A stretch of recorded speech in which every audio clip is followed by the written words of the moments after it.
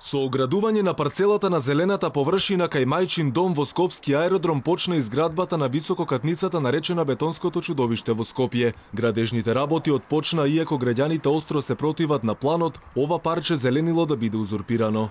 Токму овде во скопската населба аеродром поставени се тарабите на висококатницата која треба да никне токму позади мене. Граѓаните се револтирани. Велат дека не е добро градските власти да им го земаат како што велат и онака малото парче зеленило кое им останало во населбата.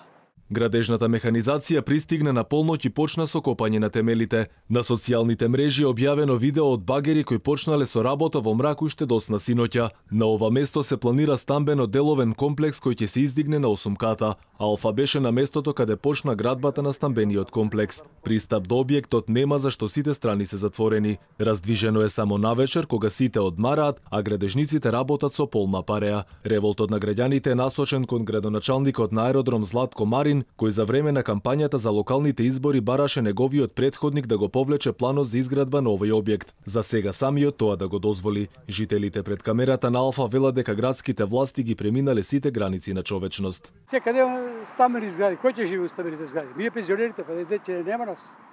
Кој ќе живее? Вие младите надвор бегате. Кој е ова држава? Нема. Во предизборието ветуваа дека нема да се гради, ама сега испаѓа дека се многу е нешто ветува, ама сега искочи многу работи други. Многу, не е една. 1001 работа искочи сосема трети.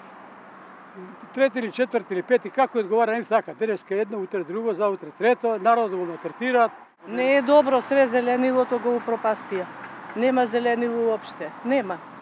Што да правиме, уште паркот да ни го земат и што друго? Во предизборието велеа дека нема да се гради, ама сега гледаме... Па нема да се гради, све што кажа во предизборието ништо не направија, ништо. Најгласниот кој бараше да се стопира изградбата на сега почнатиот стамбен комплекс беше токму Златко Марин. Тој јасно неколку пати рече дека е против изградба на висококатница, за сега да даде одобрение за градба. Значи, нашето мислење заедно со граѓаните го кажавме во изминатиот период. Ние се уште сме против висококатницата кај мајчин дом, затоа што е спротивно на интересите на граѓаните.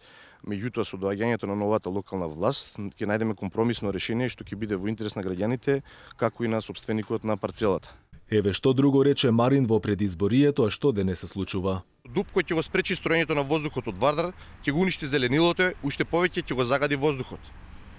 Здравието и животот на граѓаните мора да биде поважен од неброените фирми и банкарските офшор сметки.